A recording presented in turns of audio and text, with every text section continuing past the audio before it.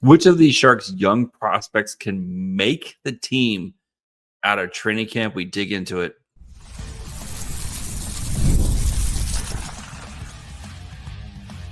You're Locked On Sharks, your daily podcast on the San Jose Sharks, part of the Locked On Podcast Network, your team every day. Hello, welcome to Locked On Sharks, the premier hockey podcast covering your favorite team in the Bay Area. My name is JD Young, caretaker at The Reef, my blog about the San Jose Sharks, with a focus on Sharks prospects, as well as the co-host of Locked On NHL. I want to thank you for making the Locked On Sharks your first listen, proudly part of the Locked On Network. We cover your team every day. And if you want to be an everydayer, all you have to do is just follow along wherever you get podcasts. And of course, you can watch on YouTube as well. And today we're going to be looking at young players who are going to be competing for roster spots, which players I think can make it, which players might have to spend some time in the AHL, and kind of looking at the dynamics of some of these guys and their path to being full-time NHLers. So let's start with the obvious players young players, but I think are going to be on this team, right? We know Macklin Celebrini, Will Smith, both going to be on this Sharks team, right?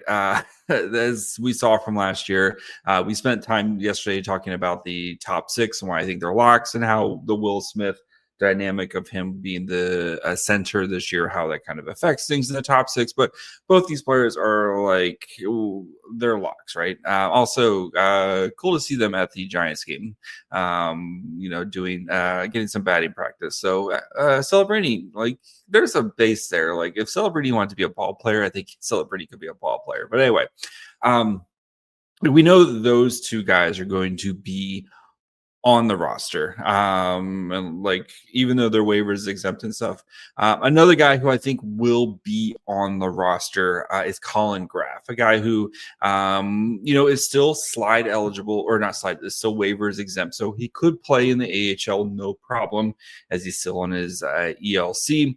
But I think we've seen enough from Collin Graf, especially last year, the second half of the year, after spending the first half in the AHL. And I think he's going to be a really important cog to the Sharks, and what they, especially on the special teams units and on the PK, like those, like Collin Graf, I would be surprised, I think, if he is not on the opening night roster.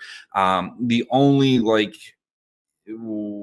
I could see if there have some issues with roster flexibility and he becomes a casualty of it, and maybe starts the season in the AHL. Like that's my path for him. But I think Collin Graf has more than earned a spot going into, at least throughout from what we saw last year in his growth and development. And I think he's, like I said, I think he's an important cog to the Sharks. What they're doing. So the real big time names here of players who are going to be competing for roster spots. Michael Misa and Sam Dickinson. Let's start with Dickinson, who, as of right now, it looks like unfortunately the AHL 19-year-old provision doesn't sound like it's gonna be in place before the start of the season.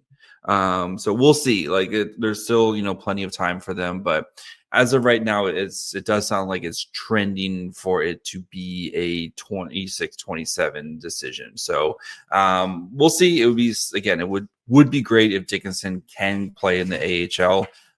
But if he can't, I do think that makes the Sharks, do think Dickinson will at least get his 9 games, right, with San Jose. And as a reminder, Dickinson is slide eligible, and Misa, once he signs his contract, both these players are slide eligible. So since they have both of them signed or assuming Misa signs his contract soon, but with Dickinson in particular, right, since he signed his contract as an 18-year-old player, his contract can slide. So basically, once as long as he doesn't play more than 9 NHL games, his contract will slide another season.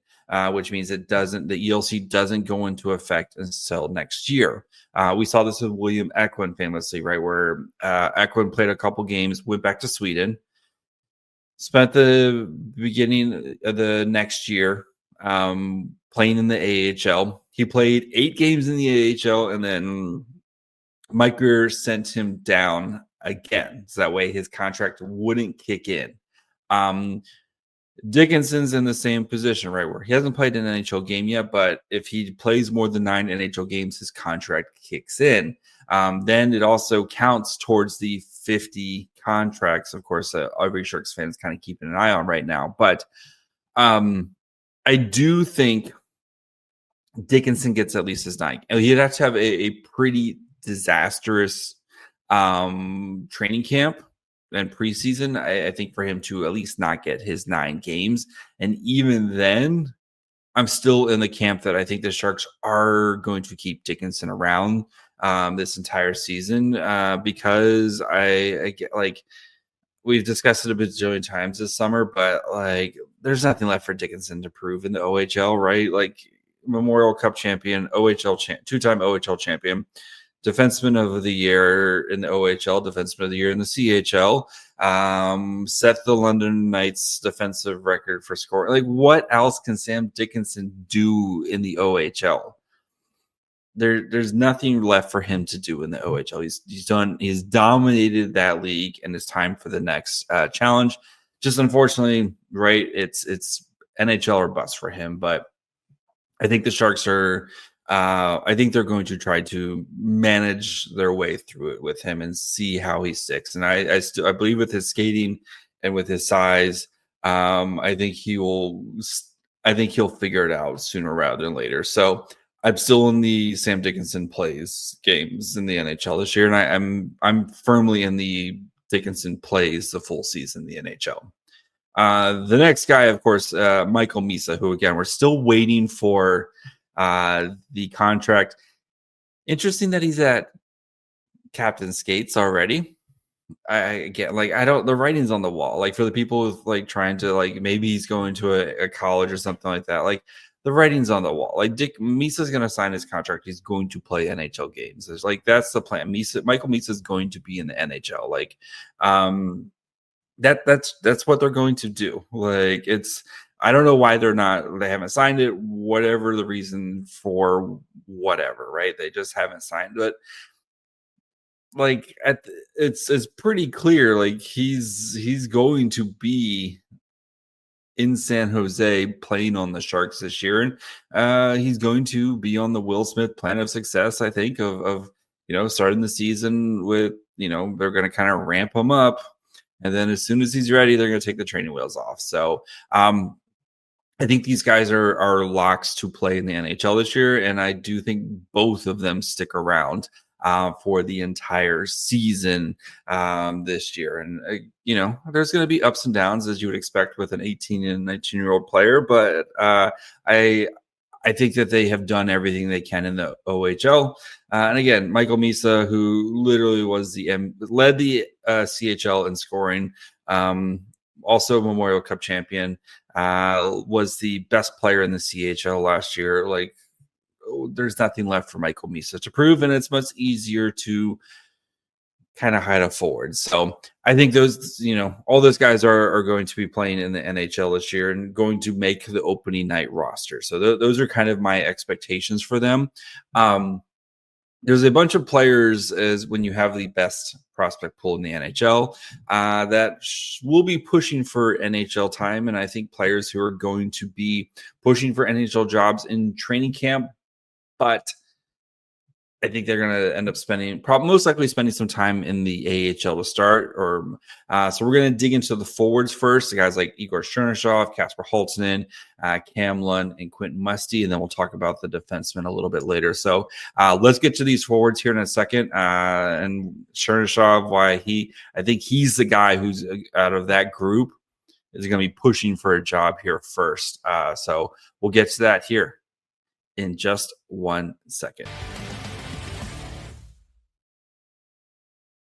The NFL season is here, and FanDuel's making sure you're ready for kickoff with a can't-miss offer.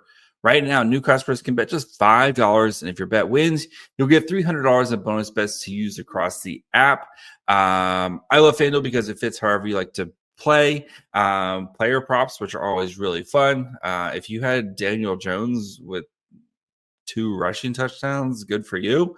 Building a same game parlay, or even jumping in live action as the game unfolds. If you had the Bills to win late in the fourth quarter, you're probably took the day off of work on Monday, but it makes every game more exciting, whether you're watching your team or just keeping an eye on your fantasy lineup. So if you're ready to play, download the FanDuel app now by visiting FanDuel.com to get started. That's FanDuel.com to place your first $5 bet. All right, before we continue, of course, want to thank you for making Locked On Sharks your first listen. If you haven't yet, perfect time to subscribe. We're doing training camp battles all week. We'll get you ready for rookie face-off this weekend. And then plus training camp starts literally next week, guys. So the push to 5,000 subscribers is on. If you haven't followed on YouTube, perfect time to do so as we get ramped up for the season. Or, of course, you can listen wherever you get podcasts as well.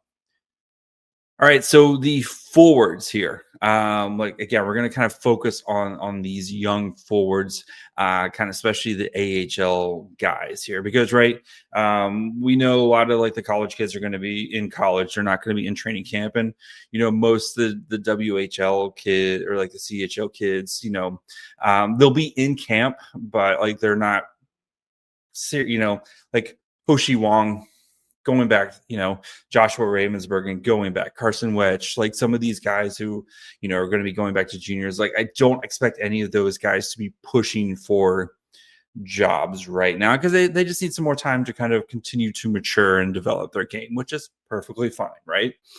But among the forwards here, so like the ones I'm really kind of focused on, Cam Lund, Igor Chernyshov, Philip Beested, Quentin Musty, and Kasper Halttunen. So kind of among those forwards, can any of those guys push for a job? And I think the couple that you would probably circle first is Igor Chernyshov and Cam Lund. I think those are the two that you would probably look at first as guys who I think could possibly make the team out of training camp, right? Let's start with Lund, who played NHL games last year after signing his ELC once he finished the season at Northeastern, and I thought played pretty well. You saw, especially compared to to Collin Graf the year before, right? We're both put in kind of similar situations. Lund, you saw some of the scoring prowess from him. You saw kind of that shot that does make him, a special player. And I do think he does have, is a much different player than Collin Graf. Like, let's keep that, that pretty straight. Like, I think Cam Lund's much more of a scorer and offensive threat than Collin Graf. I think Graf is a little bit more of a do-all type of player. And you need both these types of players on your teams. But Lund, I think, if he has an outstanding, like if he just lights up training camp and he is scoring like every game that he's in during preseason, like you could see him potentially push for a job, especially as we talked about yesterday, right? With some uncertainty in the top 6, right? That last spot. And if none of the veterans are kind of really lock it down, Cam Lund could be a guy who I think potentially wins a job there. Or you could potentially play him on the third line. But I think Misa, Wenberg, Lund, assuming that kind of is how you start things, might be a little young. And I wonder if Warsawski would be a little hesitant to do that, right? And especially, it would be really fun. You would have a lot more scoring opportunities there than kind of what you've seen over the past couple of years. But that's a very young line, and you're asking Wenberg to do a lot to kind of help cover for some of those guys, especially early on. So I do think I think Lund is the guy who's probably going to be on the Collin Graf path of success of go spend some time in the AHL, kind of continue to round out your game, And we'll see you, probably at the start of the new year, especially if we start to kind of trade some guys off here a little bit. We want you to kind of come in and maybe after Misa grabs the top 6 spot, and then you can kind of come in and play on the third line with Wenberg, something like that. So would be my guess.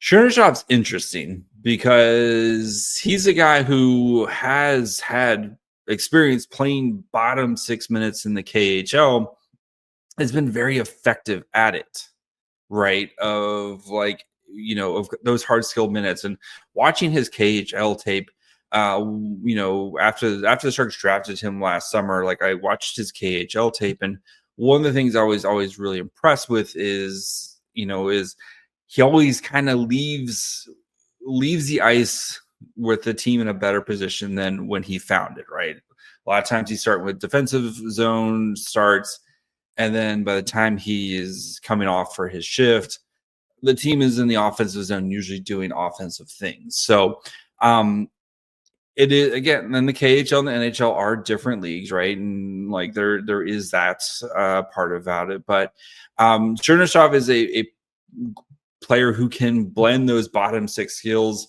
And we've seen the offense, especially in the CHL, and even last year, in his little bit of time in the AHL as well. You see the creativity, and not only the creativity, but that willingness and that ability to get to those kind of dirty areas. And there's a part of me that's like, I could really see, like, again, if he kind of has that massive training camp and he's just too good to not put on the team, I could definitely see it. But again, you go back to that roster flexibility, right? And with all the players that you've had, like, you can't have all these guys, you only get 23 slots, right? And you can't have, especially if Misa's on the team, and Dickinson, and like you can't have space for all these players here. So I think he is a go play in the AHL for a little bit, but we'll be seeing you really soon type of player where I think he kind of hits the ground running in the AHL. And I wouldn't be surprised if he makes his NHL debut in this calendar year, like 2025, because I think he's a pretty good player. So the other kind of main guys here, Philip Bisaid, who had a little bit of an up and down season in the AHL last year. I think he is 100% going to be like an AHL player to start, especially because there's a lot of questions about who's the 1C for the Barracuda. I wouldn't be surprised if they want to give him an opportunity to kind of be that for a little bit, continue to drive offense, continue to round out his game. And that way, especially if Wenberg gets traded at some point, Bisaid can kind of get a test run here at being the Sharks 3C at some point. And, especially because like guys like Zach Ostapchuk and, some of these other, Patrick Giles, I think they'll get runs sooner just because they've had NHL experience. But I wouldn't be surprised if Bisaid they want to let him marinate a little bit more here too. And then the final guy or the final 2 guys here, Halton, I think is a straight like AHL time. He needs to continue to work on his game in the AHL, especially kind of that first step, as we've talked about with him, like, and like he's an AHL guy. Musty though, like, is another one of those, like, if he has an outstanding camp, I could see him playing as well. But I do want to see him spend some time in the AHL this year and continue to kind of round out his game and kind of dominate down there before getting, because I think Musty's one of those guys where he has to be playing like top 6 minutes to be successful. And on the Sharks, I just don't think he's going to get that opportunity right now. So I want to see him continue to be a little slower with Musty and let him kind of continue to focus on. So that way, when he's called up, he's not put in like the Thomas Bordeleau, Daniel Gushin situation of a guy who should be playing top 6 minutes, but is put into a third line role type of position.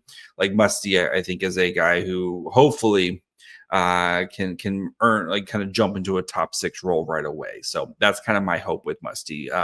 Again, I'm not to say like Chernyshov's better than Musty in the long run. It's just they're just at different points, and I think with Chernyshov's background of playing professional hockey already in the KHL, like his transition should be easier because he's already done it for a little bit. Again, I still think Quentin Musty is going to be an amazing player, and guess what? They can both be great players too. So, but yeah, for the forwards, though, like I said, I think it's all these guys. I think it's going to be pretty tough just because of the numbers game, and with some of the roster flexibility. Like, to bring one of those guys up, you got to kind of make a move elsewhere.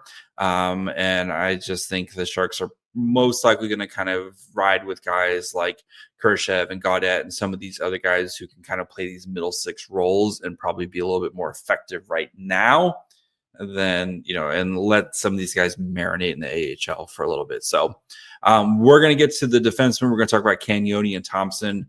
And if they can make a push for an NHL job here at a training camp. So we'll get to that in just 1 second.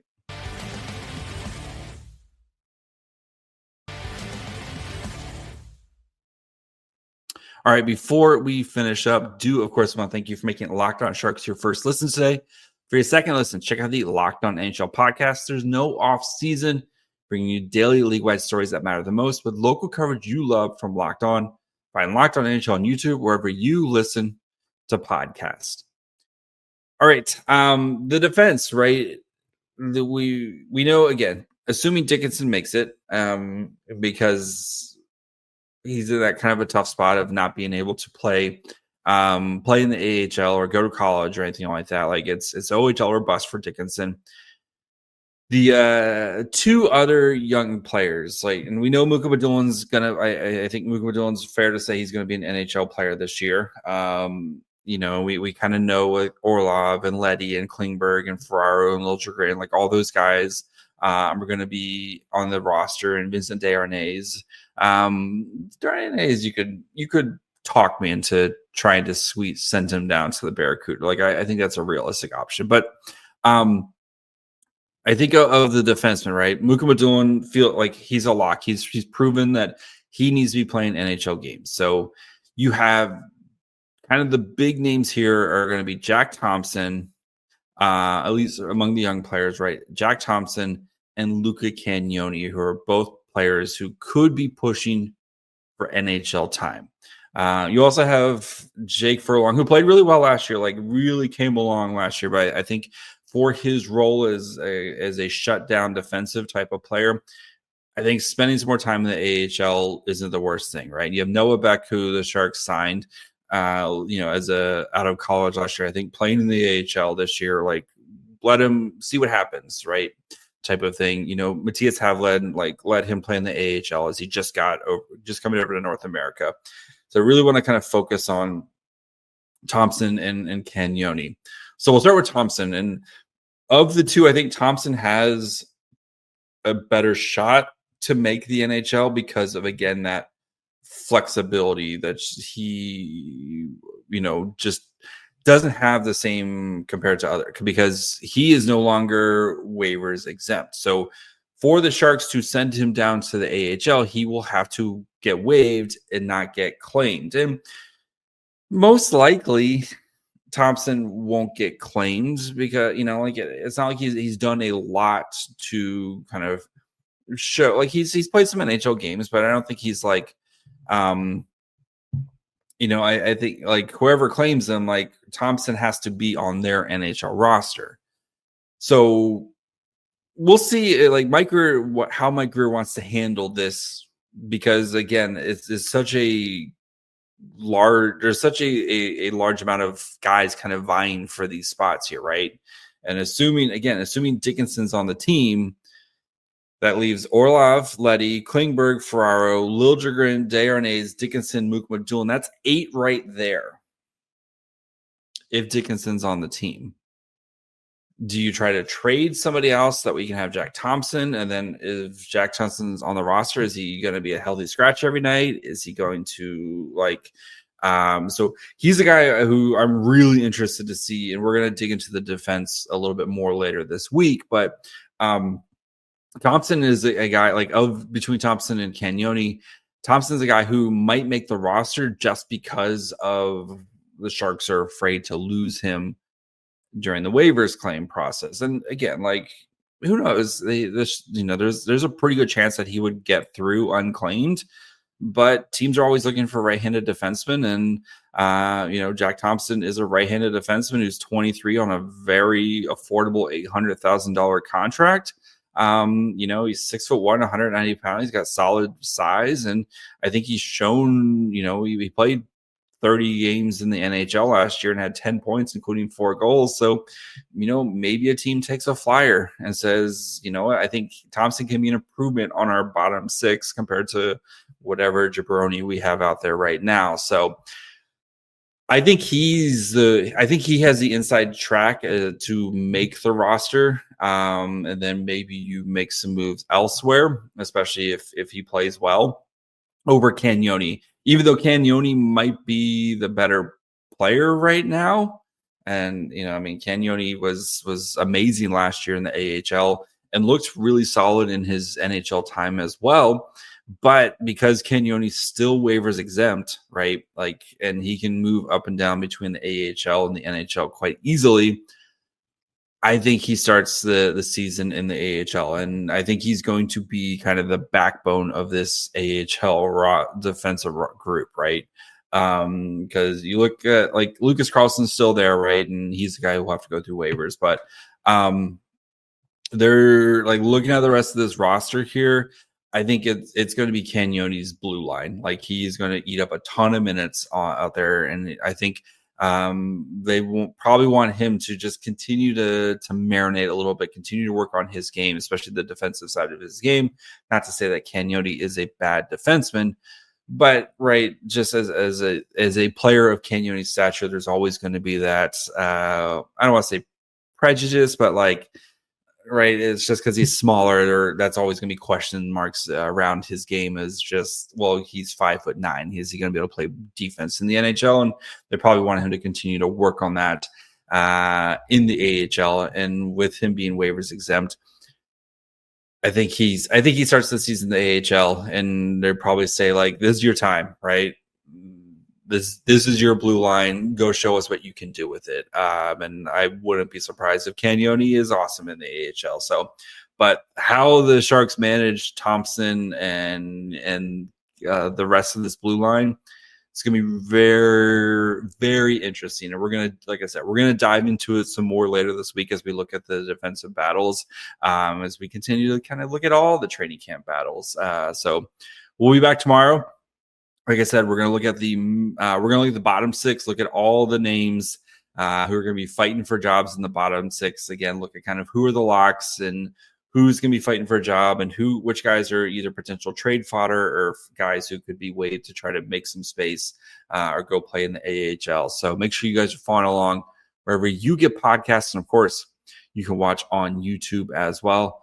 Follow the show on Twitter, Facebook, Instagram, and on TikTok at Locked On Sharks. Follow me on Twitter and Blue Sky at My Fry Hole. Until tomorrow, bye, friends.